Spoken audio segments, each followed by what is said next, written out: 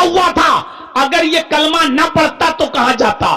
80 سال تک گناہ کرتا رہا لیکن گناہ شرک کرتا رہا, اور شرک کرنے کے بعد جب توفیق ملی تو مرنے سے ایک دن پہلے یا مرنے والے دن اس نے کہہ دیا اشہد ان لا الہ الا اللہ, اللہ میں بہت گناہگار تھا, ہمیں معاف کر دے, تیرے علاوہ کوئی معبود نہیں. اس نے اقرار کیا اور اس کے بعد میں وہ مر گیا, جنت کا مستحق ہو گیا. کیوں؟ ان الاسلام یہدم ما کان قبلہ, اسلام لانے کے بعد اس نے اب تک جتنے بھی گناہ کیے سارے کے سارے گناہ معاف ہو گئے. اسلام لانے کے بعد اس نے جتنے بھی گناہ کیے سارے کے سارے گناہ مٹا دیے گئے. تو وہ آدمی جس نے کلمہ پڑھا اس کے سارے گناہ مٹ گئے, اب یہ آدمی جنت کا مستحق ہو گیا. اگر کلمہ نہ پڑھتا تو جہنم میں جاتا, کلمہ پڑھ لیا تو کہاں گیا؟ جنت کے اندر چلا گیا. اور ایسے ایک دو نہیں, کئی واقعات ہیں حدیث کی کتابوں میں لکھے ہیں کہ جنہوں نے کلمہ پڑھ لیا اور کلمہ پڑھنے کے بعد ایک وقت کی بھی نماز نہیں پڑھی, ایک دن کا بھی روزہ نہیں رکھا, ایک بھی حج نہیں کیا, کوئی بھی اچھا کام نہیں کیا, اور وہ آدمی جنت کے اندر چلا گیا, یعنی اسی دن مر گیا. کلمہ پڑھتے ہی اس کا انتقال ہو گیا. انتقال کلمہ پڑھنے کے بعد نماز کا وقت ہی نہیں آیا کہ وہ نماز پڑھ لیتا, رمضان کا مہینہ بھی نہیں آیا کہ وہ روزہ رکھ لیتا, حج کا سیزن بھی نہیں آیا کہ وہ حج کر لیتا. زندگی بھر گناہ کرتا رہا, کلمہ پڑھا, میرے بھائی اور اسلام کا مستحق ہو گیا, اس لیے کہ اس کو نماز کا موقع ہی نہیں ملا, روزہ رکھنے کا ٹائم ہی نہیں ملا. آئیے میں آپ کو ایک واقعے کی طرف لے کے چلنا چاہتا ہوں. صحیح بخاری کے اندر وہ واقعہ درج ہے جب اللہ کے نبی جناب محمد رسول اللہ صلی اللہ علیہ وسلم نے خیبر کا محاصرہ کر لیا. خیبر ایک قلعہ تھا, اس قلعے کے اندر یہودی رہا کرتے تھے. جب محمد رسول اللہ صلی اللہ علیہ وسلم نے خیبر کا محاصرہ کر لیا اور چاروں طرف سے آپ اور آپ کے صحابہ نے خیبر کو گھیر لیا, اس وقت خیبر کا ایک یہودی جو بکریوں کا چرانے والا تھا, وہ کسی جنگل میں بکریوں کو چرانے کے لیے گیا ہوا تھا جس کا نام اسود تھا. اس کا نام اسود تھا. وہ بکریوں کو چرانے کے لیے گیا ہوا تھا. جب وہ بکریاں لے کر آیا تو اس نے کیا دیکھا؟ اس نے دیکھا کہ چاروں طرف سے خیبر کو گھیر لیا گیا ہے. محمد اور اس کے ساتھیوں نے خیبر کو, اس قلعے کو چاروں طرف سے گھیر لیا ہے. تو صحابہ سے پوچھنے لگا کہ تمہارے نبی کہاں ہیں؟ محمد رسول اللہ صلی اللہ علیہ وسلم. وہ یہودی اسود پوچھ رہا ہے. صحابہ نے کہا کہ وہ خیمہ لگا ہوا ہے, پردہ دیکھ رہے ہو نا, اس پردے کو ہٹانا تمہیں محمد رسول اللہ دکھ جائیں گے. اس کے ذہن میں یہ تصور تھا کہ محمد رسول اللہ جن کے صحابہ بہت عزت کرتے ہیں, کئی باڈی گارڈ ہوں گے محمد رسول اللہ کے پاس, ایک اعلیٰ قالین بچھی ہوگی, بڑی عزت کے ساتھ بیٹھے ہوں گے, چاروں طرف ان کے باڈی گارڈ ہوں گے. اسود یہی تصور کرتا تھا کہ محمد رسول اللہ صلی اللہ علیہ وسلم کی کیفیت یہی ہوگی. جب وہ خیمے کی طرف آگے بڑھتا ہے, جب وہ آگے کی طرف جاتا ہے اور پردہ ہٹاتا ہے, تو کیا دیکھتا ہے کہ محمد رسول اللہ صلی اللہ علیہ وسلم کچی زمین پر ایک چٹائی بچھا کر اسی کے اوپر بیٹھے ہوئے ہیں.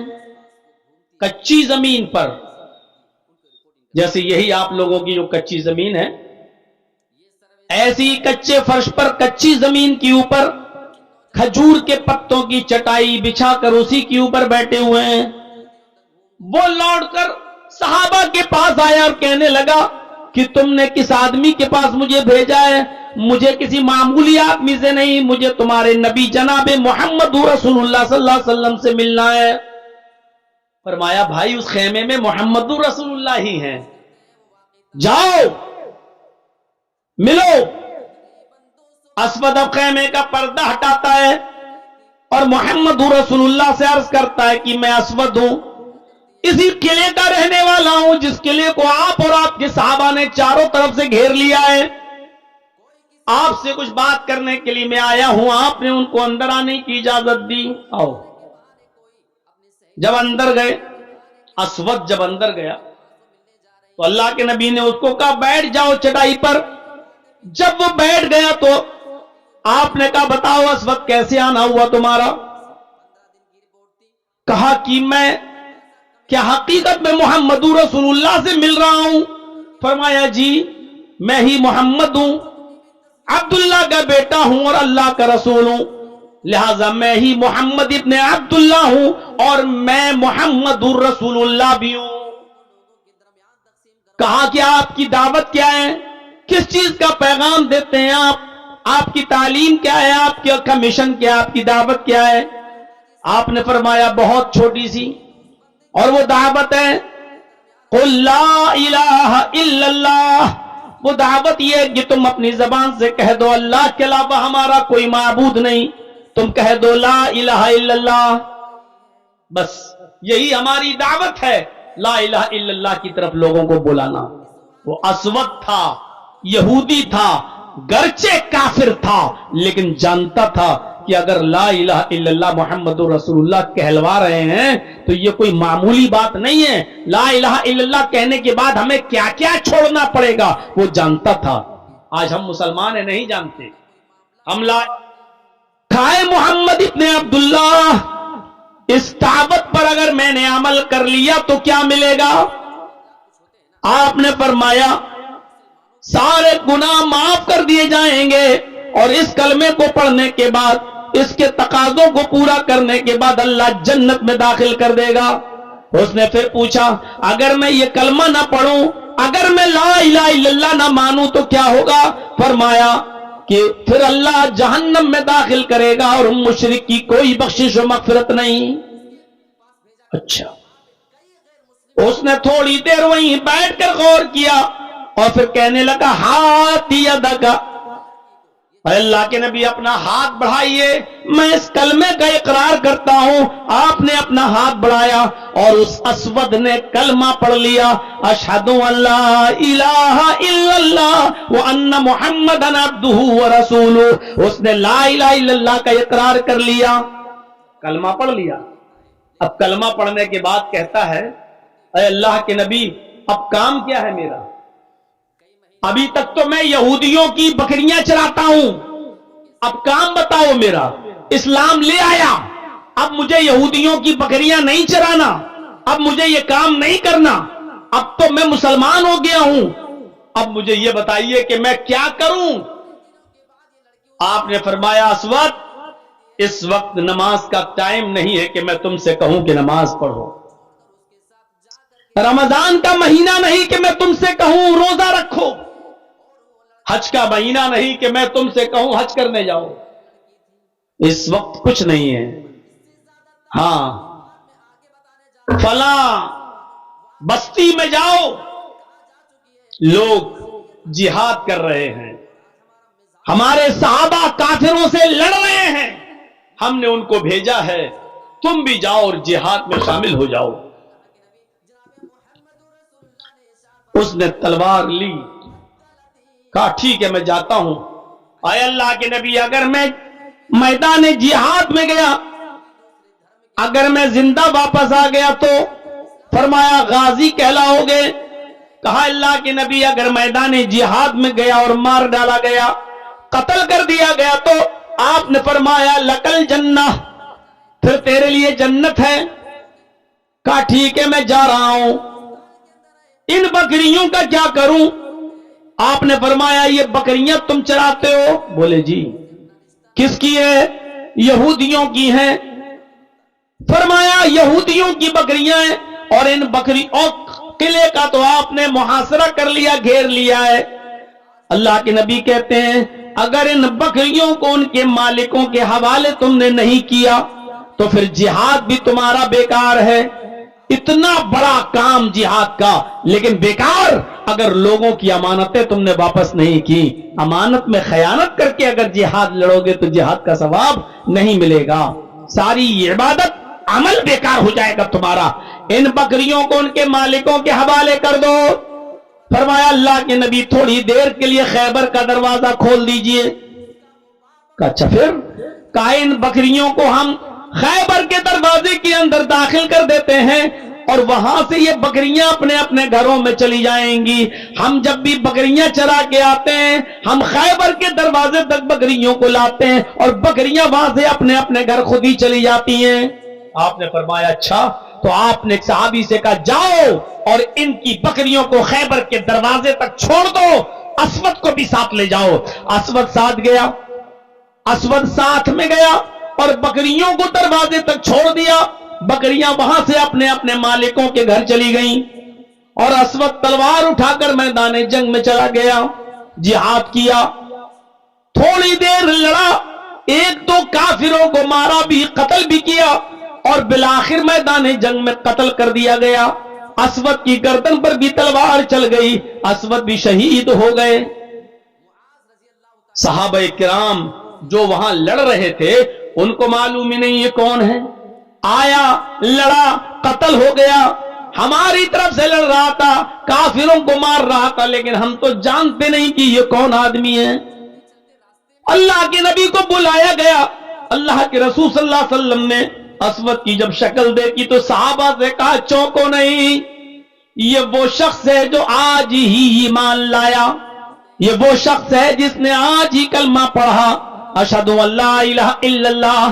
آئے میرے ساتھیو، یہ پہلا وہ شخص ہے جس نے ایک بھی وقت کی نماز نہیں پڑھی، یہ پہلا وہ آدمی ہے جس نے ایک بھی روزہ نہیں رکھا، یہ پہلا وہ شخص ہے جس نے ایک بھی حج نہیں کیا، جس نے اسلام قبول کرنے کے بعد ڈائریکٹ میدان جہاد میں کود گیا اور شہید کر دیا گیا۔ یہ پہلا وہ شخص ہے جو آج اسلام لایا اور کلمہ پڑھنے کے بعد شہید ہو گیا۔ یہ پہلا وہ شخص ہے جس کو اللہ نے بغیر نماز پڑھے اور بغیر روزہ رکھے اس کو جنت میں داخل کر دیا۔ بتانے کا مقصد پورے واقعے کو سامنے رکھنے کے بعد کیا ہے جانتے ہیں؟ صرف اتنا کہ کلمہ پڑھ لیا جنت میں چلا۔ یہی وہ کلمہ ہے جو انسان کو جنتی بنا دیتا ہے، لیکن کب؟ جب اس کلمے کے تقاضے کو پورا کیا جائے۔ ہم نے کلمے کی حقیقت کو سمجھا نہیں ہے۔ بخاری کی روایت ہے، اللہ کے نبی صلی اللہ علیہ وسلم فرماتے ہیں اگر ساری کائنات کو، ساری دنیا کو ترازو کے ایک پلڑے پہ رکھ دیا جائے، دنیا کتنی بڑی ہے، کتنے پیڑ، کتنے پودے، کتنے کھیت، کتنے جنگلات، کتنے پہاڑ، کتنے بھاری بھاری پتھر، ان ساری چیزوں کو ترازو کے ایک پلڑے پہ رکھ دیا جائے اور اللہ کے رسول فرماتے ہیں لا الہ الا اللہ کو ترازو کے دوسرے پلڑے پہ رکھ دیا جائے اور اس کے بعد میں ترازو اٹھائی جائے، لا الہ الا اللہ کا پلڑا بھاری ہوگا، لا الہ الا اللہ کا پلڑا جھک جائے گا، لا الہ الا اللہ پوری دنیا سے بھاری ہوگا، لا الہ الا اللہ کا پلڑا جھک جائے گا اور پوری دنیا کا، کائنات کا پلڑا اٹھ جائے گا۔ آپ اندازہ لگا رہے ہیں لا الہ الا اللہ کی حیثیت، لیکن اس کے تقاضوں کو پورا کریں گے تب۔ ایک وقت کی نماز نہیں پڑھی، ایک روزہ نہیں رکھا، آج اسلام لایا، کلمہ پڑھا، جہاد میں گیا، شہید ہو گیا اور چل گیا۔ کہاں ہیں ہم؟ آئیے ایک اور چیز بتائیں، یہ بھی بخاری کے اندر ایک چھوٹا بچہ نہیں 12 سال عمر، اور عرب کے 12 سال کے بچے ہمارے یہاں کے 12 سال کے بچوں کے برابر نہیں تھے، نہیں ہے۔ عرب کے اندر آپ کو یاد ہوگا کہ 6 سال کی عمر میں حضرت عائشہ کی شادی ہوئی اور 9 سال کی عمر میں ان کی رخصتی ہو گئی، یعنی 9 سال کی عمر میں وہ بالغ ہو گئی تھی۔ اب آپ اندازہ لگائیے کہ 12 سال کا لڑکا یہودی کا، وہ اللہ کے نبی صلی اللہ علیہ وسلم کے درس میں آتا، بیٹھتا، سنتا اور نبی کی خدمت بھی کرتا تھا، نبی اکرم صلی اللہ علیہ وسلم کی سیوا بھی کر دیا کرتا تھا۔ اس کو محمد رسول اللہ کی باتیں بہت زیادہ پسند آتی، نبی کی باتوں کو غور سے سنتا اور اپنے گھر جا کر اپنے باپ سے کہتا، اے ابو جان، میرا دل محمد رسول اللہ کی باتوں پہ بہت لگتا ہے اور میں چاہتا ہوں کہ میں دین اسلام کو قبول کر لوں۔ اس کا باپ اس کو ترچھی نظروں سے دیکھتا، گھور کر کیا کہا، بیٹا سنو، تم محمد کو نہیں جانتے، وہ کتنا بڑا جادوگر ہے، تم اس کی باتیں سنتے ہو؟ نہیں نہیں، تمہیں محمد کے اوپر اور محمد کی باتوں پر ایمان لانے کی ضرورت نہیں۔ باپ منع کر دیتا، بیٹا مان جاتا، لیکن بار بار وہ نبی کی محفل میں جاتا اور نبی کی خدمت بھی کرتا۔ اس کا دل نبی کی طرف مائل۔ ایک دن بیمار ہو گیا، پھر بیماری نے طول پکڑ لیا اور بیماری اتنی بڑھ گئی کہ اب اس بچے کے بچنے کی کوئی امید نہیں رہی۔ آخری وقت ہے، ادھر محمد رسول اللہ کو پتا چلا کہ یہودی بچہ بیمار ہو گیا، ادھر اللہ کے نبی کو پتا چلا کہ یہودی بچہ بیمار ہے، تو آپ اس کی عیادت کے لیے گئے اور ایک دو صحابہ کو اپنے ساتھ لے لیے۔ جب نبی اکرم صلی اللہ علیہ وسلم اس بچے کی عیادت کے لیے گھر گئے، دروازے کو دستک دی، اس بچے کے باپ نے دروازہ کھولا، اس نے دیکھا محمد رسول اللہ سامنے، تو آنے کی اندر اجازت دے دی۔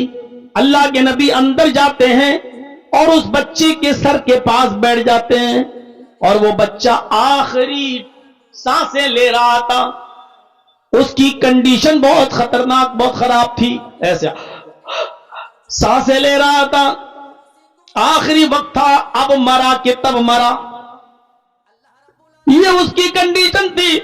اللہ کے رسول صلی اللہ علیہ وسلم نے اس بچے کو اس کنڈیشن میں دیکھا، نبی اکرم نے آخری حالات میں اس بچے کو دیکھا تو اس بچے کے سر پہ ہاتھ پھیرتے ہوئے فرمایا، قل یا غلام لا الہ الا اللہ، اے بچے لا الہ الا اللہ کہہ دو۔ اس بچے نے پھر اپنے باپ کی طرف دیکھا، یوں نظر، گویا کہ وہ اپنے باپ سے اجازت مانگ رہا ہو۔ اس کے باپ نے اپنے بچے کی آنکھوں کو دیکھا تو سمجھ گیا کہ میرا بیٹا مجھ سے پرمیشن مانگ رہا ہے، آخری وقت ہے اس کا، حالت اس کی خراب ہے، آخری وقت میں اپنے بچے کا دل کیسے توڑ دوں؟ اس یہودی باپ کو رحم آ گیا اور اس نے اپنے بچے سے کہا، یا بنیا اطع ابا القاسم، اے میرے بیٹے تم ابو القاسم کی یعنی محمد رسول اللہ کی بات مان لو، تمہارا دل پہلے سے بھی تو رسول اللہ کی طرف لگا ہوا تھا، تم بار بار نبی کی بات کو پر ایمان لانے کے لیے تیار تھے، میرے غصے کی وجہ سے نہیں لاتے تھے، اب میری اجازت ہے، میری پرمیشن ہے کہ تم بات مان لو۔ اس چھوٹے سے 12 سال کے بچے کے چہرے پہ مسکراہٹ آ گئی، اپنے باپ کی طرف سے ملنے والی پرمیشن پر اس کی مسکراہٹ آ گئی اور اس نے فوراً کلمہ پڑھ لیا، اشہد ان لا الہ الا اللہ و اشہد ان محمدن عبدہ ورسولہ، اور اس نے اللہ کے نبی کے ہاتھ کو پکڑ لیا، ابھی پکڑے تھا، مسکرا رہا تھا، اور یہ سب جملہ اس کی زبان سے نکلا ہی تھا، اشہد ان لا الہ الا اللہ و اشہد ان محمدن عبدہ ورسولہ، اور یہ کلمہ پڑھتے ہوئے مسکراتے ہوئے اس کی آنکھیں کھلی کی کھلی رہ گئیں اور آسمان سے ٹک گئیں، یعنی اس کی روح نکل گئی، بچے کا انتقال ہو گیا، سانس دیکھی گئی، دل کی دھڑکنیں دیکھی گئی، سب رک گئی، گواہی دے دی گئی کہ بچہ بھی اس دنیا میں نہیں رہا۔ جب یقین ہو گیا کہ یہ بچہ مر گیا، تب اللہ کے نبی اس کے بستر سے اٹھتے ہیں اور کھڑے ہو کر کہتے ہیں الحمدللہ الذی انقذہ عن النار، تمام تعریفیں اس اللہ کے لیے جس نے اس بچی کو آخری وقت میں جہنم کی آگ سے بچا لیا، تمام تعریفیں اس اللہ کے لیے جس نے اس بچے کو آخری وقت میں جہنم میں جلنے سے بچا لیا۔ لا الہ الا اللہ۔ ایک وقت کی نماز نہیں پڑھی، ایک بھی روزہ نہیں رکھا، اور سن رہے ہو ہرن پور والوں، تصور کریے آج لا الہ الا اللہ کو ہم نے مذاق بنا کے رکھ لیا ہے۔ کوئی آدمی سنسان جگہ پر بیٹھ کر اللہ لا الہ الا اللہ لا الہ الا اللہ کا وظیفہ رٹ رہا ہے، اور اپنی قوم کے محلے والوں اور گاؤں والوں کی روٹیوں کے ٹکڑوں پہ پل رہا ہے، مذاق بنا کے رکھ لیا لا الہ الا اللہ کا۔ یہ لا الہ الا اللہ کلمہ پڑھا، اس بچے کی روح نکل گئی، اور اللہ کے نبی کیا کہہ رہے ہیں؟ الحمدللہ الذی انقذہ عن النار، تمام تعریفیں اس اللہ کے لیے جس نے اس بچے کو جہنم کی آگ میں جلنے سے بچا لیا۔ 12 سال تک جو کرتا تھا، آج کلمہ پڑھا اور پڑھتے ہی اس کا انتقال، اور اللہ کے نبی گواہی دے رہے کہ اللہ نے اس کو جہنم کی آگ سے بچا لیا۔ ہم نے لا الہ الا اللہ کی حیثیت کو سمجھا۔ ہاں، یہ وہ لوگ تھے جنہوں نے ایک بھی وقت کی نماز نہیں پڑھی، ایک بھی روزہ نہیں رکھا، ایک بھی حج نہیں کیا، اور جنت کے مستحق صرف لا الہ الا اللہ پڑھنے پر۔ اب آؤ ایک واقعہ میں آپ کو وہ بھی سنا دوں۔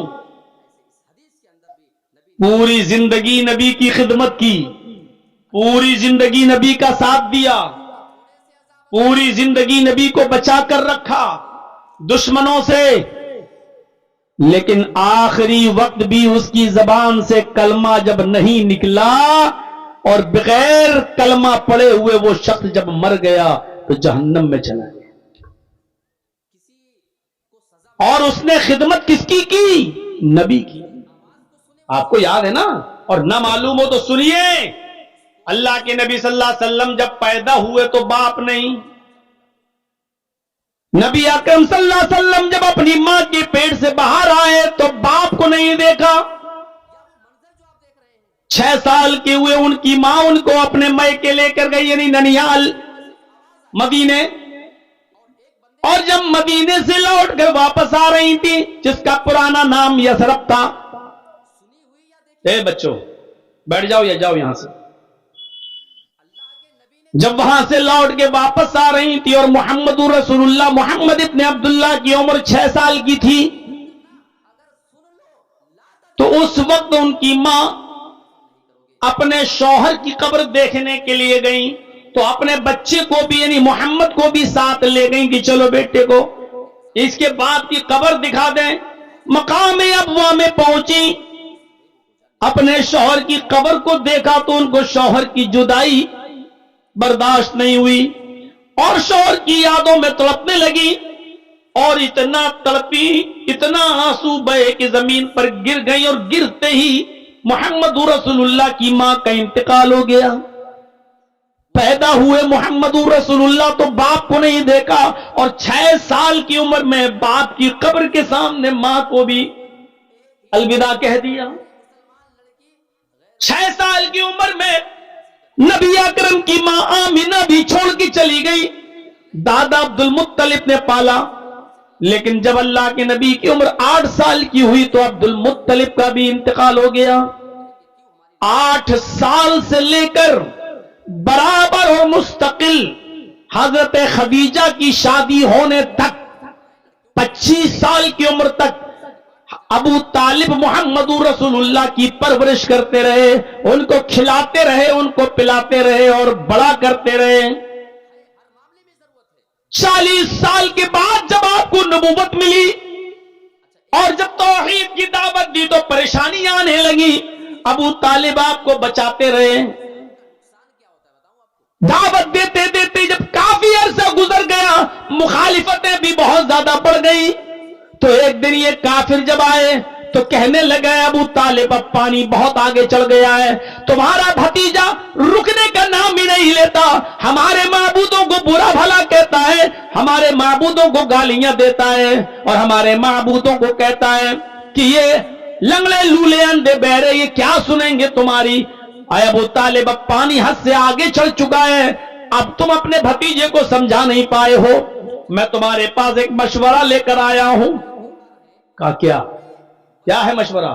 कहा तुम्हें बच्चा ही पालना है तो मेरा बेटा ले लो, पालो लो, खिलाओ पिलाओ, लेकिन तुम अपने भतीजे को मेरे हवाले करो।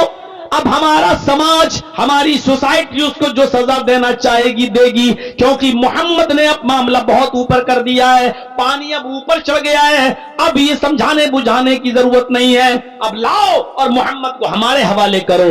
अबू तालिब ने कहा, वाह इतना अच्छा फैसला, तुम्हारे बच्चे को, तुम्हारे बेटे को मैं खिलाऊं पिलाऊं और खिला पिलाकर संवड़ करूं, और मेरे भतीजे को ले जाओ तुम ताकि उसकी तिक्का बूटी करो, उसको मारो और कत्ल करो, ये तुम्हारा इंसाफ? यानी तुम्हारे बेटे को मैं अपने घर में रखकर पाल पोस कर बड़ा करूं और मेरे भतीजे को तुम टुकड़े टुकड़े करो, ये जजमेंट लेकर, ये फैसला लेकर, ये इंसाफ की बात करने के लिए तुम आए हो हमारे पास? कहा तो आपका भतीजा नहीं मानता, समझा लो, वरना अब जहां मिलेगा उसको कत्ल कर दिया जाएगा। ये धमकी देकर चले गए। यहां गए, यहां अबू तालिब को बुरा लगा कि अगर मोहम्मद को मेरी जिंदगी में कुछ हो गया तो मैं कैसे बर्दाश्त करूंगा। आपने बुलाया, भतीजे इधर आओ। जब मोहम्मद रसूलुल्लाह आए, आपने कहा, भतीजे अपने चचा के कमजोर कांधों पर इतना बोझ न डालो। आए मोहम्मद, अपने चचा के नातबा कांधों पर, कमजोर कांधों पर इतना बोझ न डालो कि मैं बर्दाश्त न कर सकूं। आज काफिर हद से आगे चढ़ गए और तुम्हें मारने की धमकी दे गए। मेरे भतीजे मेरा मशवरा मानो, इन काफिरों को उनके हाल पर छोड़ दो, करने दो जो कर रहे हैं, तुम अपना काम करो, छोड़ दो उनको उनके हाल पर, मत बुरा भला कहो। अल्लाह के नबी समझ गए कि मेरे चचा मेरी मदद नहीं करना चाहते हैं, धमकी मिली हुई है, तो कहा कि अरे चचा जान, आप अगर मेरी मदद नहीं करना चाहते तो मत करिए, आज से आप अपना हाथ मेरे सर से हटा लीजिए, कोई बात नहीं, लेकिन मैं उस दावत से नहीं रुक सकता जो अल्लाह ने मुझे देकर भेजा है। ला इलाहा इल्लल्लाह की दावत मैं दूंगा। आए चचा, अगर ये काफिरी ने मक्का सूरज लाए और दाहिने हाथ पे लाकर रख दें और चांद ले आए और बाएं हाथ पे लाकर रख दें, ये इनके लिए आसान हो सकता है। अरे सूरज को उखाड़ना आसान काम है क्या? 9.5 करोड़ 30 लाख मील की बुलंदी पर है ये सूरज, इसको कोई उखाड़ के ला सकता है? लेकिन अल्लाह के नबी ने कहा, अगर ये सूरज उखाड़ के भी ले आए और दाहिने हाथ पे रख दें और चांद उखाड़ के लाएं और बाएं हाथ पे रख दें, यानी जो काम नामुमकिन है लेकिन इन काफिरों के लिए काम आसान हो सकता है, कर रहे हैं, लेकिन ये आसान नहीं कि मैं दीन की दावत छोड़ दूं और मैं ला इलाहा इल्लल्लाह की तबलीग छोड़ दूं, मुझसे ये नहीं हो सकता। आप हाथ हटाना चाहते हैं तो हटा दें। ये कहकर आप चल दिए। अबू तालिब ने आवाज दी, यब्ना अखी, आए मेरे भाई के बेटे, यानी आए भतीजे, इधर आओ। जी बोलो, कहिए। तेरी आंख में मैं आंसू नहीं देख सकता, तुझे तेरे रब ने, तुझे तेरे अल्लाह ने, तुझे तेरे परवरदिगार ने जो दावत दीन देकर भेजा, तू उसको पूरा कर, तू लोगों को तौहीद की दावत दे। रही मेरी बात तो सुन, जब तक मैं जिंदा हूं और मेरी एक एक सांस जब तक चलती रहेगी, तेरी हिफाजत में लगी रहेगी, देखता हूं मेरी जिंदगी में कौन तेरा कुछ करेगा, देखता हूं मेरी जिंदगी में कोई खरोच भी तुझे आ जाए, जाओ سب سے میں نبڑ لوں گا. تو اپنی دعوت دے لوگوں کو. دیکھتا ہوں کہ میری زندگی میں کون میرے بھتیجے پر آنکھ بھی اٹھا لے اور اس کو کوئی کھروچ بھی آ جائے. جا. کتنی مدد کرتے تھے چچا ابو طالب. لیکن جب ابو طالب کا آخری وقت آ گیا اور وہ بھی آخری مرض الموت میں جب مبتلا ہو گئے تو اللہ کے نبی کو یہ فکر ہوئی اب میرے چچا نہیں بچیں گے. ایسی بیماری ان کو لگ گئی کہ اس بیماری میں بچنا مشکل ہے. وہ آج بھی مر سکتے ہیں اور کل بھی جا سکتے ہیں. چلو اب میرے چچا کی آخری وقت میں تو کم سے کم میں جاؤں اور ان کو دین کی دعوت دے کر ان سے یہ کلمہ پڑھوا لوں. اگر میرے چچا نے کلمہ پڑھ لیا تو مجھے بڑی خوشی ہوگی. اللہ کے نبی اپنے چچا ابو طالب کے پاس جاتے ہیں لیکن کیا دیکھتے ہیں کہ یہاں اور بھی لوگ بیٹھے ہوئے ہیں. ان کی آخری موقع پر ابو جہل بیٹھا ہے, ابو لہب بیٹھا ہے, اور بھی لوگ وہاں بیٹھے ہوئے ہیں. اللہ کے نبی صلی اللہ علیہ وسلم اس موقع پر کچھ بولنا چاہتے ہیں لیکن دیکھتے ہیں کہ یہ لوگ بیٹھے ہوئے ہیں, یہ لوگ بیٹھے ہوئے ہیں. ان لوگوں کے سامنے کہوں گا تو میرے چچا کبھی اسلام نہیں لائیں گے.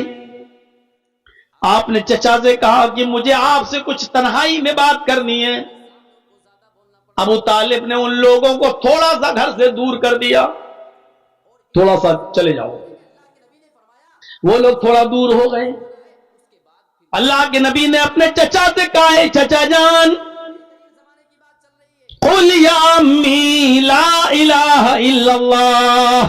اے میرے چچا آخری وقت ہے, اس بیماری میں کوئی بچتا نہیں ہے. میں چاہتا ہوں کہ آخری وقت میں کم سے کم آپ لا الہ الا اللہ پڑھ لیں. اے چچا جان میری دعوت کو آپ قبول کر لیجئے. لا الہ الا اللہ پڑھ کے ایک اللہ کی وحدانیت کا, اس کی توحید کا اقرار کر لیجئے. نہیں بھتیجے کیا کہیں گے لوگ اگر میں لا الہ الا اللہ پڑھ لوں تو زمانہ کیا کہے گا. ابو طالب آخری وقت بھتیجے سے ڈر گئے اور ڈر کے کلمہ پڑھ لیا. بھتیجے نے ڈرایا جہنم سے اور وہ ڈر گئے. نہیں نہیں نہیں نہیں.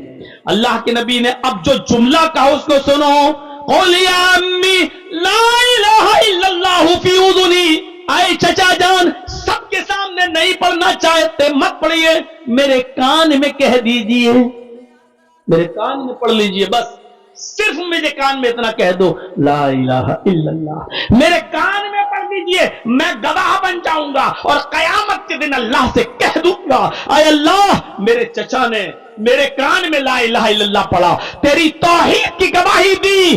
قسم ہے مجھے اپنے رب کے عزت و جلال کی, قسم ہے اس ذات کی جس کے قبضے میں محمد کی جان ہے. میں اللہ سے گواہی دے کر آپ کو بخشوا لوں گا, آپ کو جنت میں پہنچوا دوں گا. اللہ میری گواہی مانے گا اور پھر اللہ تو خود سمیع علیم ہے, وہ سننے اور جاننے والا ہے. میں اللہ سے سفارش کرواؤں گا آپ کی, آپ میرے کان میں کلمہ پڑھ دیجئے. ابو طالب نے کہا بھتیجے میں تیرے کان میں بھی کلمہ نہیں پڑھ سکتا, اس لیے کہ میں نہیں چاہتا کہ میرے مرنے کے بعد لوگ یہ کہیں کہ ابو طالب آخری وقت میں اپنے باپ دادا کا دین چھوڑ کر چلا گیا, اپنے باپ دادا کے دین کو چھوڑ دیا. نہیں, اپنے باپ دادا کے دین پہ نہیں مرا.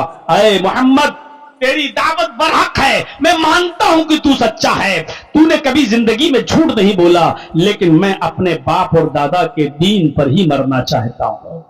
اور آخر کار ابو طالب بغیر کلمہ پڑھے ہوئے اس دنیا سے رخصت ہو گئے. نہیں پڑھا کلمہ.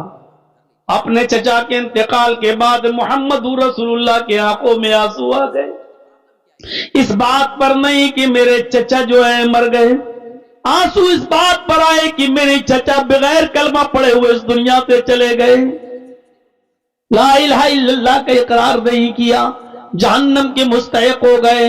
پھر بھی ایک امید لگا کر اٹھے اور دعا کیا اللہ میرے چچا نے زندگی بھر میری حفاظت کی, دشمنوں سے بچایا, میری خدمت کی, مجھے پال پوس کر بڑا کیا.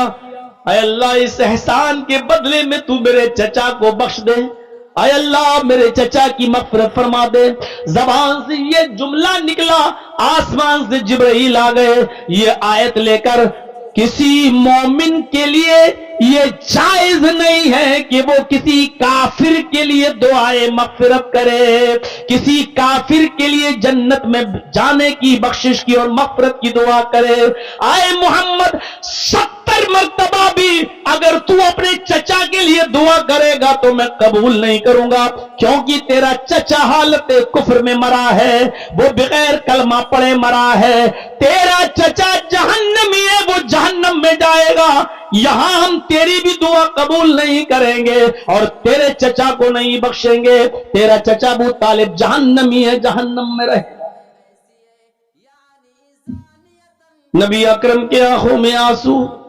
ہاں پھر اللہ نے اتنا ضرور یقین دلایا، اے محمد ابن عبداللہ، اے میرے محبوب، اے میرے حبیب، تیرا چچا جائے گا تو جہنم میں، لیکن تیری دعا کے نتیجے میں، تیرے دعا کے ثمرات میں ہم اتنا ضرور کریں گے تیرے چچا کے ساتھ کہ ہم ان کو جہنم میں سب سے ہلکا عذاب دیں گے، کیونکہ اس نے زندگی بھر تیری سیوا کی، زندگی بھر تمہاری خدمت کی، زندگی بھر تمہارا ساتھ دیا، اس کا انعام اتنا ضرور کر دے دیں گے کہ ہم جہنم میں سب سے ہلکا عذاب دیں گے۔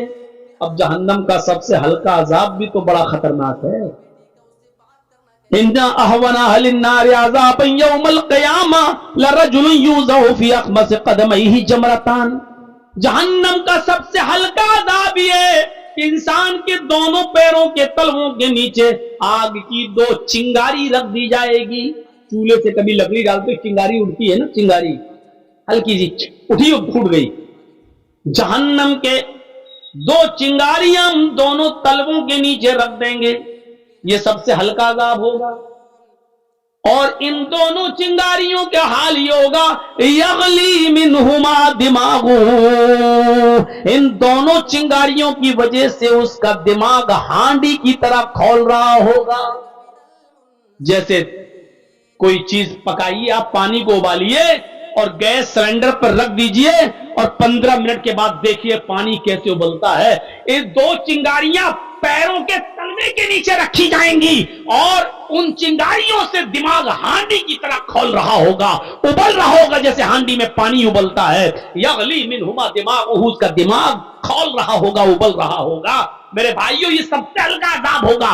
فرمایا کہ آئے محمد ہم تیرے چچا کو سب سے ہلکا عذاب دیں گے، لیکن دیں گے اور جہنم میں ڈالیں گے، اور کبھی زندگی کے اندر وہ جہنم سے نکلے گا نہیں، کیونکہ وہ جہنم کافروں کے لیے ہمیشہ کے لیے بنائی گئی ہے، کبھی نہیں نکلے گا۔ وَمَأْوَاهُ النَّارُ، ہمیشہ جہنم میں رہے گا، کبھی نہیں نکلے گا۔ عذاب ہلکا کر دیں گے لیکن جہنم سے نکلے گا۔ پورے واقعے کو بیان کرنے کا مقصد کیا ہے؟ کلمہ پڑھا تو ایک وقت کی نماز بھی نہیں پڑھی، وہ جنت میں چلا گیا، اور جس نے پوری زندگی نبی کی خدمت کی، پوری زندگی نبی کی سیوا کی، پوری زندگی نبی کو چاہا، پوری زندگی نبی کو دشمنوں سے بچایا، لیکن بغیر کلمے کے وہ اس دنیا سے چلا گیا، تو کہاں گیا؟ جہنم میں گیا۔ میرے پیارے ساتھیوں، افضلها قول لا الہ الا اللہ، افضل کلمہ، افضل چیز کیا ہے؟ لا الہ الا اللہ، یہ ایمان کا اعلیٰ درجہ۔ اور لا الہ الا اللہ کا معنی یہ ہے کہ جب پڑھ لیا تو یہ مانا جائے کہ وہی ہے عبادت کے لائق، وہی ہے سجدے کے لائق، وہی ہے دعاؤں کو سننے کے لائق، وہی ہے ہماری حاجات اور ہماری ضروریات کو پورا کرنے کے لائق، اس کے علاوہ کوئی نہیں۔ مثالیں مت دو، چھت پہ چڑھنا ہو تو سیڑھی کی ضرورت پڑتی ہے، معاف کیجئے گا ہمیں اور آپ کو سیڑھی کی ضرورت پڑتی ہے۔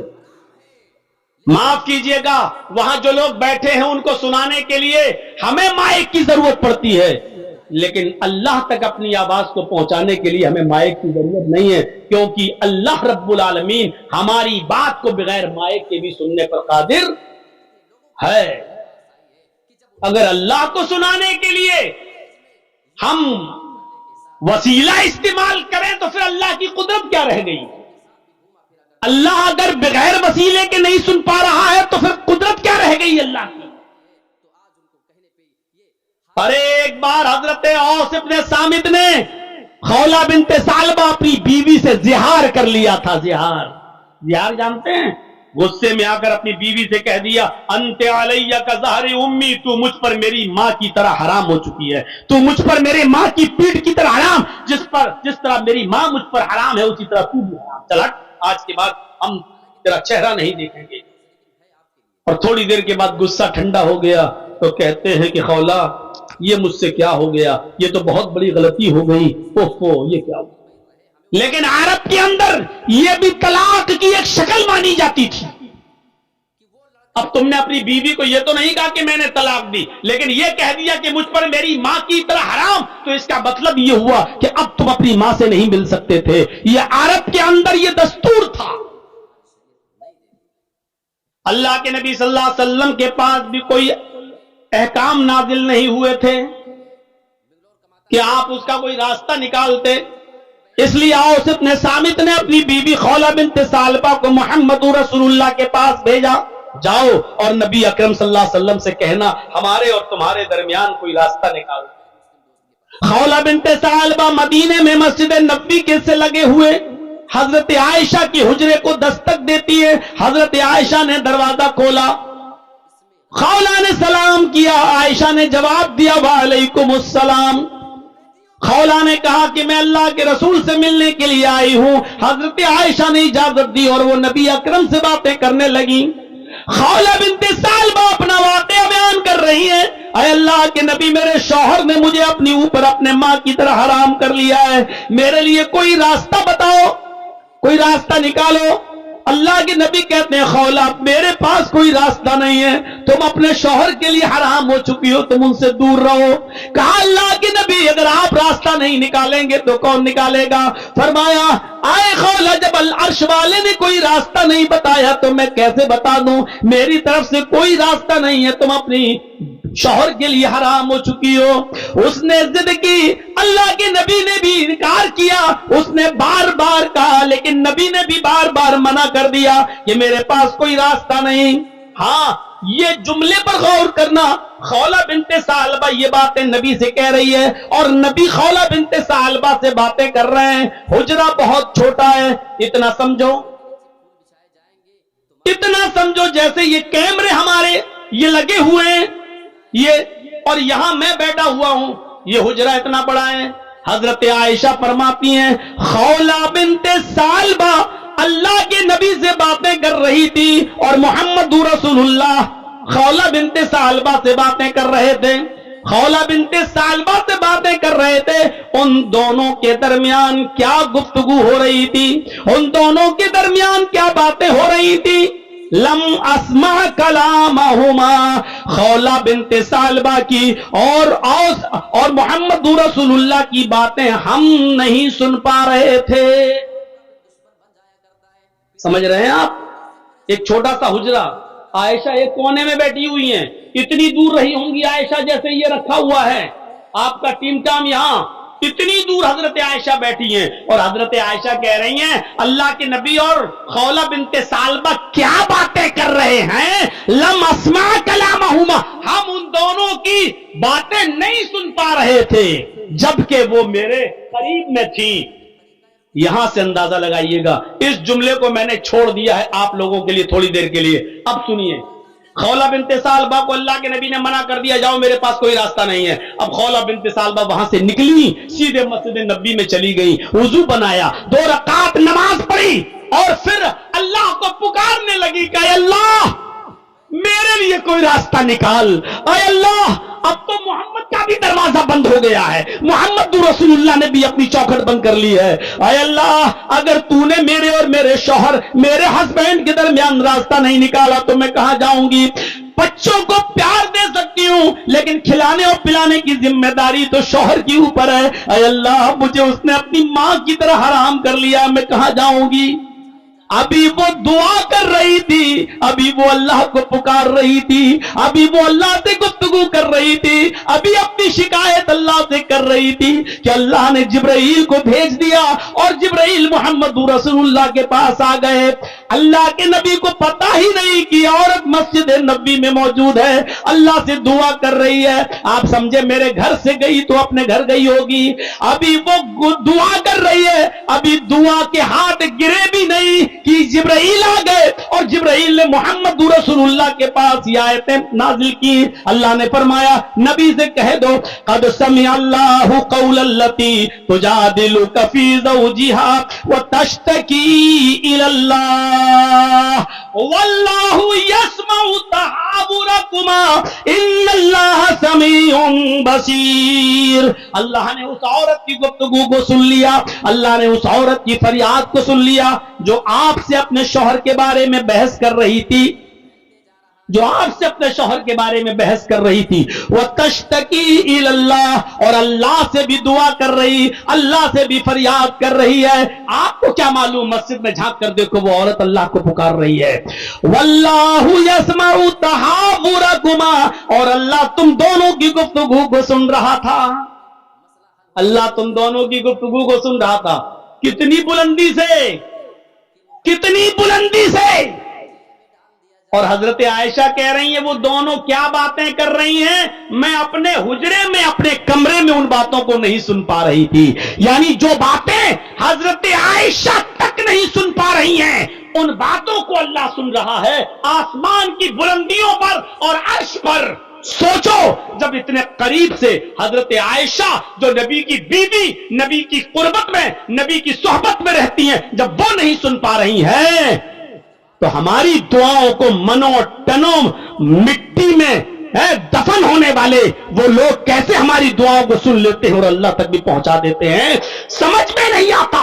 جب حضرت عائشہ زندہ باحیات ہیں تو نہیں سن پا رہی ہیں, یہ مرنے کے بعد اتنی طاقتیں کہاں سے آ جاتی ہے کہ ٹنوں اور منو مٹی کے اندر دفن لوگ ہماری فریادوں کو سن لیتے ہیں. اور اللہ کتنی بلندیوں سے سن رہا ہے آپ کو اندازہ نہیں ہوگا. یہ سورج جو 9 کروڑ 30 لاکھ میل کی بلندی پر ہے, یہی اتنا بڑا ہے کہ جس دنیا میں ہم اور آپ رہتے ہیں, اگر یہ دنیا پوری لپیٹ کر سورج میں ڈال دی جائے, یہ دنیا جس میں ہم رہتے ہیں اگر سورج کے اندر پھینک دی جائے تو سورج کے اندر یہ دنیا کی حیثیت بالکل ایسے ہے جیسے ایک بہت بڑی فیلڈ کے اندر ایک فٹ بال ڈال دی گئی ہو.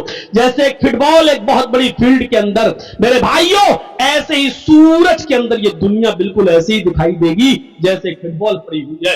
سورج اتنا بڑا ہے, پھر اس کے اوپر ستارے, پھر اس کے اوپر سیارے, پھر اس کے اوپر کہکشائیں. ایک کہکشاں ایسی ہے آسمان سے نیچے, پہلے آسمان سے نیچے ایک کہکشاں ایسی ہے کہ جس کی روشنی کو زمین پر آنے میں 10 ارب سال لگتے. 10 ارب سال, 1 سال نہیں, 2 سال نہیں, 100 سال نہیں, 1000 سال نہیں, 1,00,000 سال نہیں, 10 لاکھ سال نہیں, 1 کروڑ نہیں, 1 ارب نہیں, 10 ارب سال لگتے ہیں.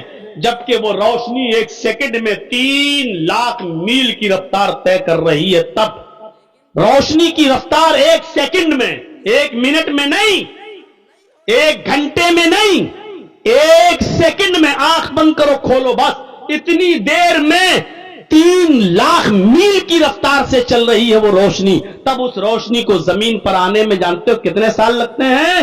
10 ارب سال.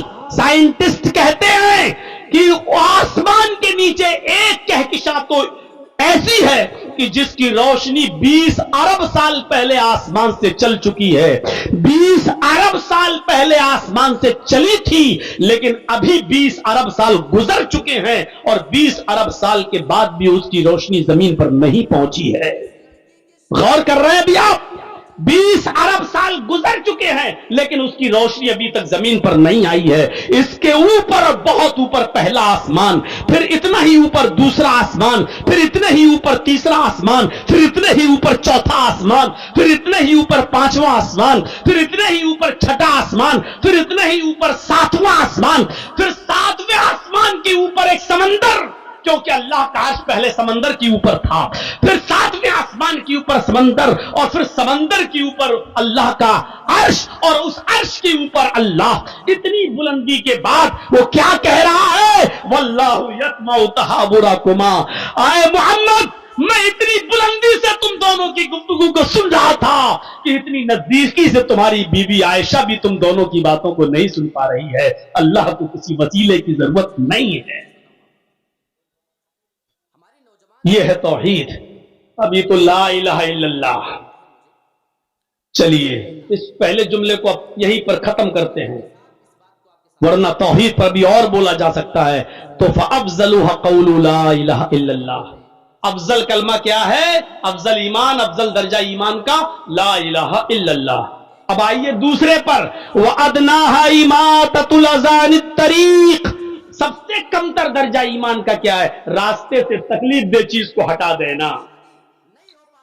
मामूली मत समझो, चले जा रहे हैं फोर व्हीलर पर, अल्लाह ने दे दिया तो बस अब जमीन पर पैर नहीं रखते।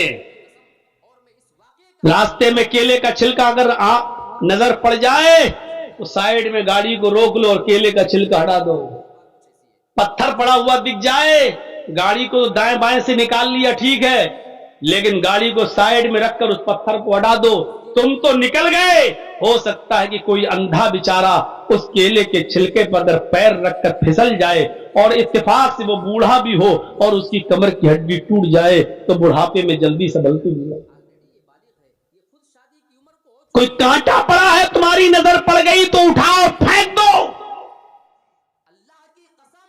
एक बात याद रखिएगा, जिस तरह नुकसानदेह और तकलीफ दे चीजों को रास्ते से हटाना सवाब है, उसी तरीके से जानबूझकर इन चीजों को रास्ते में फेंकना गुनाह भी है। केला खाते हुए जा रहे हैं, वो फेंक दिया छिलका।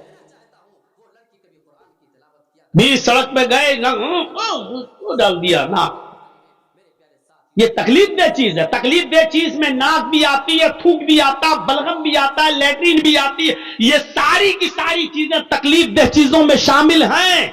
इन तमाम चीजों से तकलीफ होती है। अब नाक पड़ी हुई है, हम हट रहे हैं। लेटरिन और गंदगी पड़ी हुई, हम बच के जा रहे हैं। मेरे भाइयों, ये कांटा, पत्थर, केले का छिलका, थूक, बलगम, नाक, ये सारी चीजें तकलीफ दे चीज में आती हैं। तकलीफ दे चीज में सिर्फ यही चीज नहीं आती है। बीच सड़क पे गाड़ी पार्क कर दी, खड़ी कर दी और चले गए दुकान से सौदा खरीदने के लिए। हाँ, 1 किलो दाल, 1 किलो ये, 1 किलो वो, 1 किलो वो, और यहाँ रास्ते में आपने गलत जगह पर गाड़ी खड़ी कर दी जहां लोगों को आने जाने में तकलीफ हो रही है। मेरे भाइयों, ये गाड़ी को गलत जगह पर पार्क करना भी तकलीफ देने के जुमरे में आता है, ये भी गलत है। लिहाजा ऐसी जगह गाड़ी पार्क करना जहां लोगों के आने जाने का रास्ता और तकलीफ हो रही हो, ये चीज भी गलत है। ये भी इमाततुल अज़ानित तरीक में आता है कि रास्ते से तकलीफ दे चीज को हटा देना। अब किसी की मोटरसाइकिल को रास्ते से हटाइएगा तो कितना बुरा मानेगा।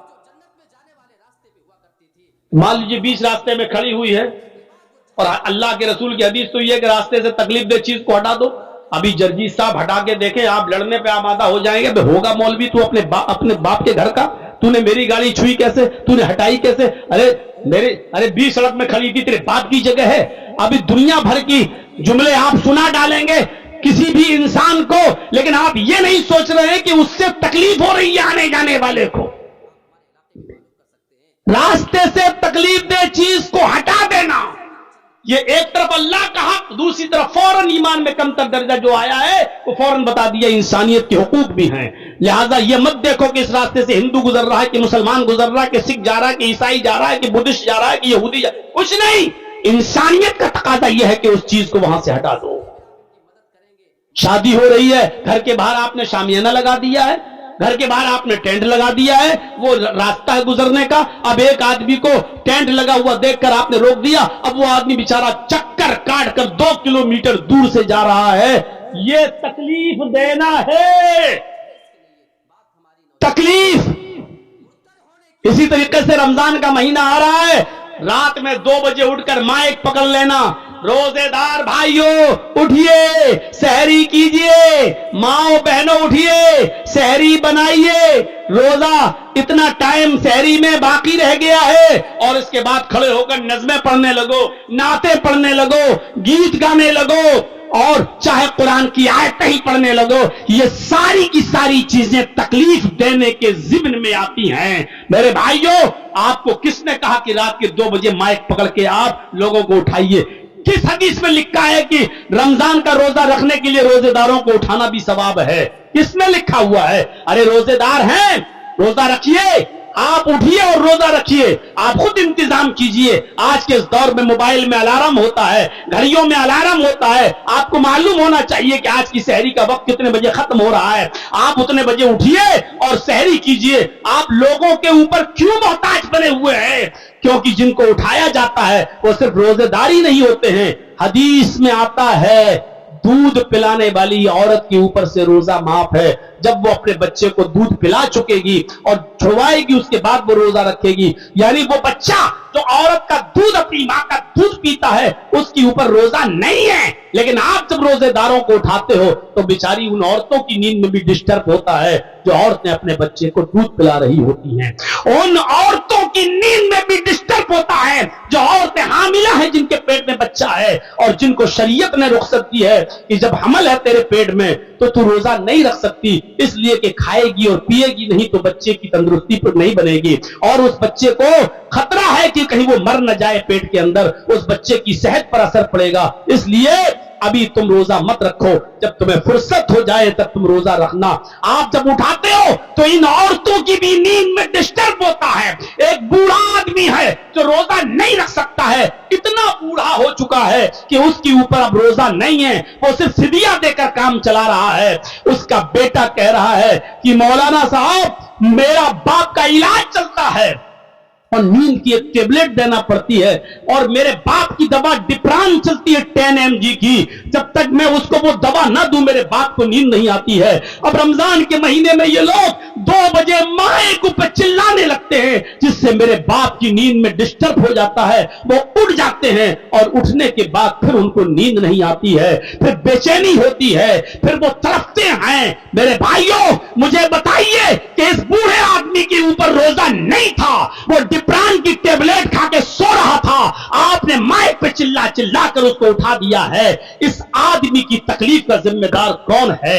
میرے بھائیوں شریعت میں ہر چیز پر ثواب نہیں ہے کہ روزے داروں کو اٹھا رہے ہو تو ثواب، آپ نے روزے داروں کو تو اٹھا دیا لیکن جن کے اوپر روزے نہیں تھے ان کو بھی آپ نے تکلیف پہنچائی، یہ کون ہے اس کا ذمہ دار؟ میرے بھائیوں بتائیے، یہ بھی تکلیف دینے کے ضمن میں آتا ہے۔ تو اماطۃ الاذی عن الطریق، راستے سے تکلیف دہ چیز کو ہٹا دینا، یہ بھی ایمان کا ایک حصہ ہے۔ 2 چیزیں کافی، تیسری چیز پر میں تھوڑا سا روشنی ڈالوں گا جس کا تعلق ہم سے بھی ہے اور ہماری ماں بہنوں سے بھی، اور تیسری چیز کیا ہے؟ والحیاء شعبۃ من الایمان، حیا ایمان کا ایک شعبہ ہے، حیا ایمان کا ایک حصہ ہے۔ حیا کہاں چلی گئی آج؟ حیا کہاں رہ گئی آج؟ شرم؟ اور اللہ کے رسول کی حدیث ہے بخاری کی، بس اس حدیث کو سن لیجئے، بہت سے مفہوم نکل جائیں گے۔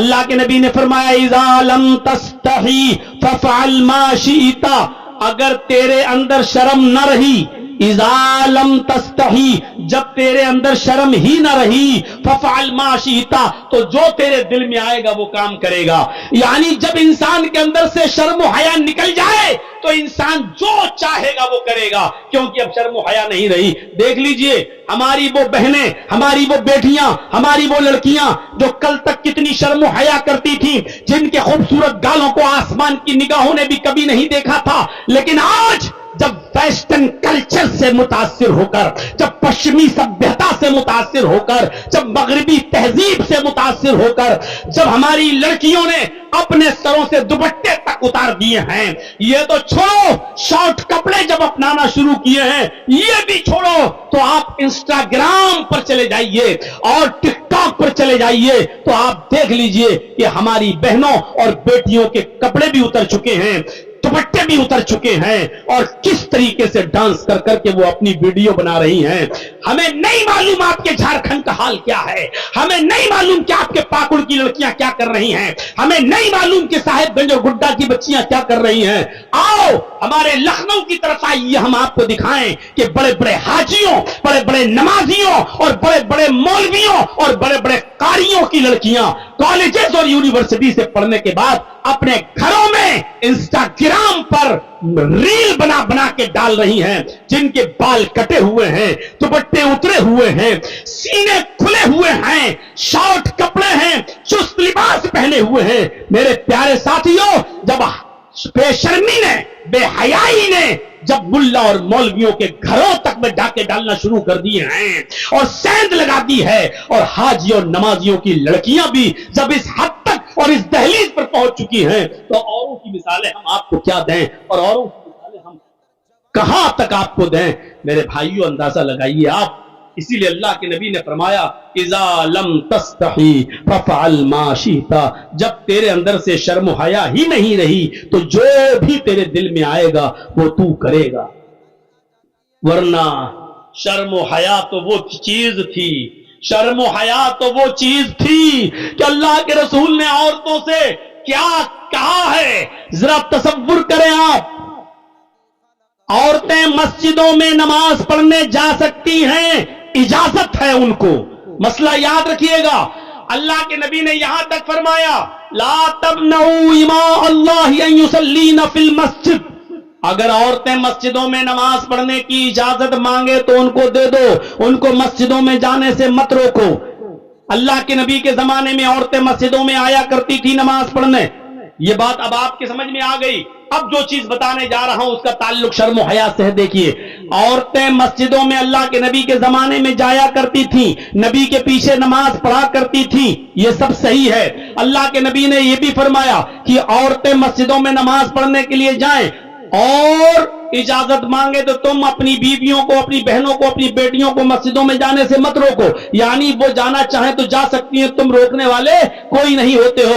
इन अहादीस की रोशनी से पता चलता है कि औरतें जब चाहें, जिस वक्त चाहें मस्जिद में नमाज पढ़ने जा सकती हैं, ये अपनी जगह पर। लेकिन इसके बावजूद अल्लाह के नबी सल्लल्लाहु अलैहि वसल्लम ये फरमा रहे हैं, औरत का अपने घर में नमाज पढ़ना मस्जिद में नमाज पढ़ने से ज्यादा अफजल है, क्योंकि औरत अपने घर में नमाज पढ़ेगी तो मस्जिद में नमाज पढ़ने वाले मर्दों से दूर रहेगी। अब यहां से अंदाजा लगाइए, औरत मस्जिद में जा सकती है, बल्कि जाती थी, नबी के पीछे भी नमाज पढ़ती थी। और अल्लाह के नबी ने जब ये फरमाया कि औरतों का अपने घर में नमाज पढ़ना ज्यादा अफजल है, इसके बावजूद भी औरतें मस्जिद में जाया करती थी, क्योंकि अल्लाह के नबी ने मना नहीं किया है, इजाजत है। लेकिन नबी का फरमान ये कि औरतें अगर मस्जिद में नमाज पढ़ने जाना चाहें तो जाएं, लेकिन नबी ने यह भी कह दिया कि औरत का अपने घर में नमाज पढ़ना मस्जिद में नमाज पढ़ने से ज्यादा अफजल है। उसके बाद फरमाया, औरत का अपने घर के आंगन में नमाज पढ़ना, औरत का अपने घर के आंगन में नमाज पढ़ना ज्यादा अफजल है। फिर फरमाया कि घर के आंगन के अंदर एक बरामदा होता है, आंगन तो खुला हुआ हो गया, घर में घुसे आंगन, आंगन में नमाज पढ़े ये ज्यादा बेहतर है। औरत घर के आंगन में नमाज पढ़े तो ये मस्जिद में नमाज पढ़ने से ज्यादा बेहतर है। फिर फरमाया, औरत बरामदे में नमाज पढ़े तो घर के आंगन में नमाज पढ़ने से ज्यादा बेहतर है। फिर फरमाया कि औरत अपने बेडरूम में, जहां वो अपने शौहर के साथ सोती है, जो बंद कर लिया जाता है रात में सोते वक्त, अगर वो अपने उस कोठे में, उस कमरे में नमाज पढ़े तो ये नमाज कमरे की, कोठे की नमाज बाहर के आंगन और बरामदे की नमाज से बेहतर है, उससे ज्यादा अफजल है। इसलिए कि औरत इन तमाम सूरतों में मर्दों से दूर रहती है, और जब वो घर के कमरे में, कोठे में नमाज पढ़ेगी तो वो मर्दों से सबसे ज्यादा दूर रहेगी, क्योंकि घरों में भी तो आना जाना लगा रहता है। कभी चचा का बेटा चला रहा है, कभी खाला का बेटा चला रहा है, कभी फूफी का बेटा चला रहा है, आप इनको रोक तो नहीं लेते हो। तो اسی لیے کہا عورت کا اپنے کمرے میں اپنے بیڈ روم میں نماز پڑھنا گھر کے برآمدے میں نماز پڑھنے سے زیادہ افضل ہے۔ میری ماں، میری بہنوں سنو، اللہ کے نبی نے کتنی بڑی بات کہی ہے، یعنی عورت مردوں سے جتنا زیادہ دور رہے گی اتنا زیادہ بہتر ہے۔ یہ شرم تھی، یہ حیا بتائی ہے عورت کی جناب محمد رسول اللہ صلی اللہ علیہ وسلم نے۔ مسجد میں نیک لوگ اور متقی لوگ آتے ہیں، لیکن اس کے باوجود فرمایا کہ ان مردوں سے بھی دور رہو تو یہ زیادہ افضل ہے۔ جبکہ مسجدوں میں کتنا بھی بڑا کوئی گناہگار ہو اور کتنا بھی بڑا کوئی پاپی اور کبابی ہو، لیکن کسی بھی لڑکی کو لے کر وہ مسجد میں تو غلط کام نہیں کر سکتا ہے۔ مسجد کا ادب و احترام اتنا تو مسلمانوں کے دل میں باقی ہے کہ وہ کسی بھی عورت یا لڑکی کے ساتھ مسجد میں تو غلط کام نہیں کر سکتا ہے۔ تو میرے بھائیوں، اس کے باوجود اللہ کے نبی کہہ رہے ہیں یعنی عورت سب سے زیادہ سرکشت، سب سے زیادہ محفوظ ہے مسجد میں، لیکن پھر بھی اللہ کے نبی یہ کہہ رہے ہیں کہ عورت کا گھر میں نماز پڑھنا مسجد میں نماز پڑھنے سے بہتر ہے۔ اس کا مطلب یہ ہے کہ مردوں کے دل میں اٹھنے والے شیطانی خیالات اور وسوسوں سے عورت کو اتنا محفوظ ہونا چاہیے کہ وہ مسجدوں میں بھی جائے تو یہ سوچ کے جائے کہ کسی کے دل میں یہ خیالات آ سکتے ہیں، اور شیطان تو ہر کسی کے ساتھ لگا ہوا ہے، آپ اندازہ لگائیں۔ اللہ کے نبی نے فرمایا اگلی صف، جماعت ہو رہی ہے نا، جماعت، اللہ اکبر، جماعت، پہلی صف کا ثواب اتنا زیادہ ہے، پہلی صف میں نماز پڑھنے کا ثواب اتنا زیادہ ہے کہ اللہ کے نبی فرماتے ہیں اگر کسی کو اگلی صف کا ثواب معلوم ہو جائے، کسی کو پہلی صف کا ثواب پتا چل جائے کہ کتنا ہے، تو پہلی صف میں آنے کے لیے وہ لڑے گا، جھگڑا کرے گا، اور جب مسجد میں آئے گا تو کہے گا مجھے پہلی صف میں جانا ہے، یہاں تک کہ قرآن اندازی کی نوبت آ جائے گی، پرچیاں پھینکنے کی نوبتیں آ جائیں گی، پرچیاں ڈالنے کی نوبتیں آ جائیں گی۔ یہ پہلے صف کا ثواب ہے۔ سارے صحابہ چاہتے تھے کہ ہم پہلی صف میں نماز پڑھیں، ہم نبی کے پیچھے نماز ادا کریں، یہ پہلی صف کا ثواب بتایا ہے، لیکن اللہ کے نبی نے یہ مردوں کے لیے فرمایا ہے۔ عورتوں کے لیے دیکھیے کیا حکم ہے۔ نبی کے زمانے میں بھی عورتیں مسجدوں میں نماز پڑھنے آتی تھی، نبی نماز پڑھا رہے ہیں، نبی کے پیچھے صحابہ کی جماعت لگی ہوئی ہے، 5 صف 7 صف صحابہ کی لگی ہے، اس کے بعد پردہ پڑا ہوا ہے۔ اس زمانے میں ڈبل اور ٹربل منزل کہاں ہوتی تھی میرے بھائیوں، ایک ہی مسجد کو لمبا چوڑا کر دیا جاتا تھا۔ جب 5 صفیں 7 صفیں مردوں کی لگ گئیں، اس کے بعد پردہ پڑ جاتا تھا، اور پردے کے پیچھے پھر عورتوں کی جماعت ہوا کرتی تھی۔ اب اس موقع پر بھی اللہ کے نبی فرماتے ہیں خیر صفوف الرجال اولها وشرها آخرها، مردوں کی پہلی صف سب سے افضل ہے ثواب کے اعتبار سے، اور پچھلی صف، مردوں کی پچھلی صف سب سے بری صف ہے ثواب کے اعتبار سے۔ ثواب کے اعتبار سے، بری کا مطلب یہ نہیں ہے کہ وہ قابل نفرت ہو، بری کا مطلب یہ ہے، شر کا مطلب یہ ہے کہ ثواب میں کم۔ فرمایا مردوں کی پہلی صف سب سے افضل ہے ثواب کے اعتبار سے، اور مردوں کی پچھلی سب سے پیچھے والی صف سب سے بری صف ہے ثواب کے اعتبار سے۔ پھر فرمایا وَخَيْرُ صُفُوفِ النِّسَاءِ آخِرُهَا وَشَرُّهَا أَوَّلُهَا، اور عورتوں کی پچھلی صف، عورتوں کی سب سے پیچھے والی صف سب سے افضل ہے ثواب کے اعتبار سے، اور عورت کی آگے والی صف سب سے بری ہے ثواب کے اعتبار سے۔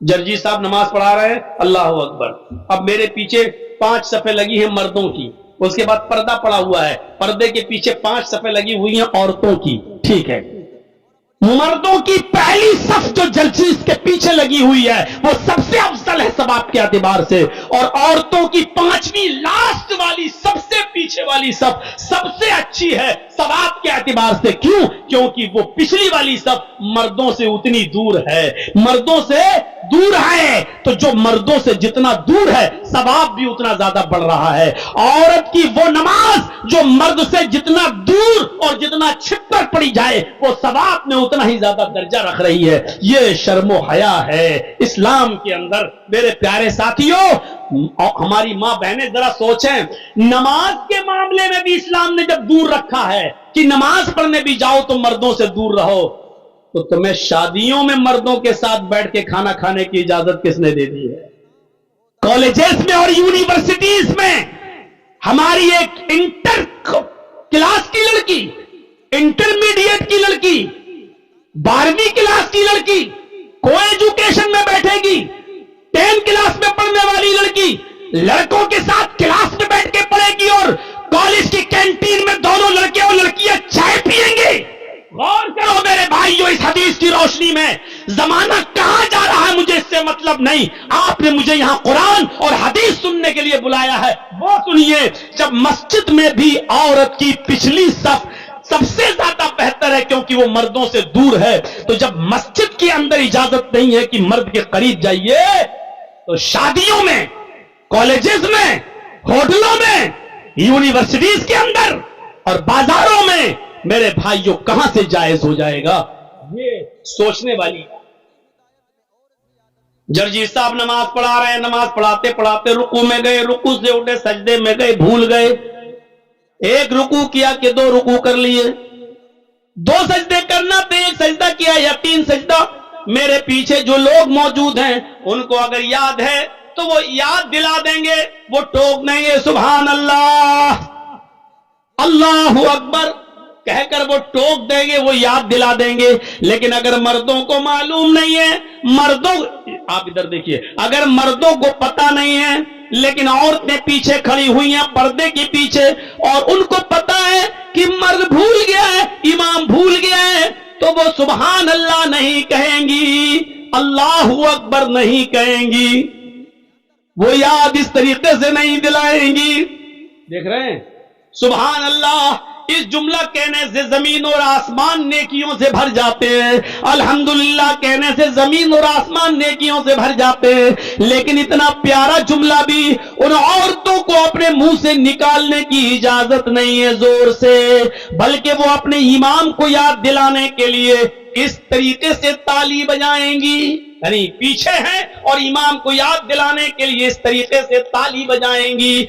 और ताली की आवाज सुनकर इमाम को पता चल जाएगा कि मैं भूल गया हूं। ये औरत की शर्म हया है कि अगर इमाम भूल जाए तो अपने इमाम को याद दिलाने के लिए वो अपनी जबान से सुभान अल्लाह, अल्लाहु अकबर भी ना कहे, क्योंकि औरत की आवाज का भी पर्दा है। हो सकता है कि कोई दिल जला, कोई मन चला, उसकी स्वीट और मीठी और सुरीली आवाज पर फिदा हो जाए और फिर वो उसका पीछा करने लगे, फिर वो उसका ताक़ुब करने लगे। फरमाया कि औरत के लिए सुभान अल्लाह, अल्लाहु अकबर कहना भी जायज नहीं है, बल्कि वो ऐसे ताली बजाकर अपने इमाम को याद दिलाएगी। ये है औरत की शर्म हया। वल हया शोबतुम मिनल ईमान, और हया ईमान का एक शोबा है, हया ईमान की एक ब्रांच है। मेरे भाइयों, जब लड़की का निकाह होता है तो उस निकाह के मौके पर उससे इजाजत ली जाती है। हमारे यहाँ जो दस्तूर है वो बड़ा खराब है, आपके यहाँ क्या है मुझे नहीं मालूम। हमारे यहाँ एक वकील और 2 गवाह लड़की के पास जाते हैं, एक वकील और 2 गवाह, एक मर्द और 2 गवाह जाते हैं, और लड़की जो जिसकी शादी होने वाली है वो अपनी सहेलियों में के बीचों बीच में बैठी हुई होती है, घिरी हुई होती है। वो वहां जाकर कहलवाते हैं, वो वहां जाकर उससे कहलवाते हैं, फला लड़के के साथ तुम्हारा इतने इतने रुपए मेहर के एवज तुम्हारा निकाह किया जा रहा है, क्या तुम्हें वो लड़का कबूल है? अब वो लड़की खामोश है। फिर पूछते क्या वो कबूल है? लड़की खामोश है। उसकी सहेलियां कौनी मार मार के कहती हैं हाँ कह दो कबूल है, हाँ कह दो कबूल है। वो बेचारी बड़ी मुश्किल से जब कहती है कबूल है, तब ये वकील उन गवाहों से पूछता है तुमने सुना? वो गवाह गई इसलिए, तुमने सुना? कहा नहीं सुना। तो फिर उससे जोर से कहलवाया जाता है और वो लड़की कहती हाँ मुझे कबूल है। तब सुना? हाँ सुना। ठीक है, अब दस्तखत कराए जाते हैं लड़की से। ऐसे ऐसे जाहिल پیدا ہو گئے ہیں جو لڑکی سے زبردستی سنا ہے اور کہلواتے ہیں عورت کی شرم و حیا. لڑکی کی شرم و حیا کو بیان کرتے ہوئے اللہ کے نبی نے کہا کہ شادی اور نکاح, لڑکے کے نکاح سے پہلے لڑکی سے اجازت لی جائے گی. لڑکی کا نکاح نہیں ہوتا ہے, الحمدللہ نحمدہ و نستعین نہیں پڑھا جاتا ہے, صرف اجازت لی جائے گی. اور اجازت لینے کے لیے ضروری نہیں ہے کہ شادی والے دن ہی اجازت لی جائے. آپ 2-4 دن پہلے بھی پوچھ لیجئے, دیکھیے بھائی بارات آنے والی ہے, لوگ آنے والے ہیں, لڑکی کی ماں پوچھ لے, لڑکی کا ولی ارے باپ پوچھ لے, بھائی پوچھ لے, دیکھو بہن کوئی معاملہ ہو تو پہلے بتا دینا ہے. اور لڑکی اگر منع کر دے تب ٹھیک ہے, لیکن کہہ دے نہیں کوئی بات ہو گئی. فرمایا لڑکی سے ایک بار پوچھو فلاں کے ساتھ تمہارا رشتہ طے ہو رہا ہے, کیا تمہیں وہ لڑکا پسند ہے, اجازت ہے تمہاری, تب تو میں نکاح کا پیغام دوں, اس کو بلاؤں, بارات وغیرہ آئے. کہا اگر وہ خاموش ہو جائے, اللہ کے نبی نے فرمایا تو اس کی خاموشی کو ہی اس کی اجازت مانا جائے گا. اذنھا سماعتھا. ہمارے بعض علماء نے لکھا ہے کہ شادی والے دن ایسا ہوتا ہے لڑکی کے کپڑے لڑکے والے کے پاس جاتے ہیں اور لڑکے والوں کی طرف سے کپڑے لڑکی کے پاس آتے ہیں. یعنی لڑکا لڑکی کو کپڑے بھیجتا ہے اور لڑکی والے لڑکے کو کپڑا بھیجتے ہیں. اگر شادی والے دن لڑکی نے لڑکے کی طرف سے آئے ہوئے کپڑوں کو پہن لیا, شادی والے دن لڑکی نے لڑکے والوں کی طرف سے آئے ہوئے کپڑوں کو خوشی خوشی پہن لیا, تو اسی کو اجازت سمجھا جائے گا. اب لڑکی سے پوچھنے کی بھی ضرورت نہیں ہے کہ تم نے نکاح قبول کیا کہ نہیں کیا ہے, کیونکہ اس نے خوشی خوشی کپڑے پہن لیے. اس کا مطلب یہ ہے کہ وہ لڑکی شادی کے لیے تیار ہے, یہی اس کی اجازت ہے. اذنھا سماعتھا, اس کی خاموشی اس کی اجازت ہے. یہ شرم و حیا بتائی ہے لڑکی کی, یہاں زبردستی. اب لڑکیوں میں اتنی شرم و حیا ہے کہ کہہ دو خاموش ہو جائے تو اس کی اجازت مان لو. آج کے اس دور میں خاموش ہیں, ابھی بھی جائیے تو رات کے 2:25 ہو رہے ہیں, ابھی بھی کہیں نہ کہیں چونچے چل رہی ہوں گی, ابھی بھی ایسے موبائل سے موبائل یہ سب ہو رہا ہوگا. ابھی بھی اس رات کے 2:30 بجے بھی میرے بھائیوں عیانیت کا ماحول ہوگا. رات کے 2:30 بجے بھی لگے ہوئے ہوں گے اور گڈرگو جیسے کبوتر چونچے لڑاتا ہے اس طریقے سے یہ ماحول ہو چکا ہے. جبکہ لڑکی کی شرم و حیا کا خیال تو اللہ کے نبی نے یہ کہا کہ شادی کے دن بھی اگر وہ خاموش ہو جائے تو سمجھ لو یہی اس کی اجازت ہے. یہ 2:30 بج گیا ہے, 1:45 سے لے کر 2:30 تک 2.25 گھنٹہ, میں 1.5 گھنٹہ سوچ کے آیا تھا, 2.25 گھنٹے کا خطاب کافی ہے. میرے پیارے ساتھیوں, ایمان کی افضل بنیاد اور افضل درجہ لا الہ الا اللہ, جو تفصیلی آپ نے سنا, راستے سے تکلیف دہ چیز کو ہٹا دینا یہ آپ نے سنا, اور حیا شرم یہ عورت کا لباس اور یہ ایمان کا حصہ. یہ ایمان کے 3 درجے ہمیں اور آپ کو اپنے اندر پیدا کر لینا چاہیے. اللہ سے دعا ہے کہ بار الہ ہمارے اندر توحید پیدا فرما دے. اللہ ہمیں انسانیت کی خدمت کرنے کی توفیق عطا فرما. اللہ شرم و حیا ہم مردوں میں بھی کوٹ کوٹ کے بھر دے اور عورتوں میں بھی کوٹ کوٹ کے بھر دے. الہ العالمین جب تک ہم زندہ رہیں اسلام پہ ہمیں زندہ رکھنا, توحید پر ہمیں زندہ رکھنا, اور جب ہمارا خاتمہ ہو تو ایمان پر ہمارا خاتمہ فرمانا.